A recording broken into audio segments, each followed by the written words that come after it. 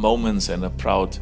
هذه لحظات فخر حقا، فترة فخر لكرة السلام عليكم ورحمة الله. صدمة وانهيار الإعلام الجزائري بعد إعلان المغرب رسميا استضافة كان 2025 بأجمع الأصوات، وعلي بن شيخ ينهار على الهواء ويدفع النظام الجزائري. شاهد ماذا قالوا. ولكن لو أنت متفق بأن المغرب يستحق تنظيم كان 2025 بديلا عن الجزائر، اضغط إعجاب بالفيديو وعطر فمك بذكر الله والصلاة والسلام على رسول الله. باتريس موتسوبي رئيس الاتحاد الافريقي لكرة القدم ادلى بتصريحات منذ قليل لإذاعة جنوب افريقيا وعلى النتيجة النهائية للتصويت للبلد المستضيف لكأس الامم الافريقية 2025 والتي يتنافس فيها المغرب والجزائر، واعلن ان نتيجة التصويت النهائية هو فوز المغرب باستضافة كان 2025، وقال المغرب متقدمة في كل شيء ولديها امكانيات كبيرة وملاعب مصممة على الطراز العالمي. وأضاف متسوبي وقال كلنا نشاهد كأس العالم للأندية ومدى وجمال الملاعب المغربية، وشاهدت أيضا حفل الافتتاح المبهر وعجبني كثيرا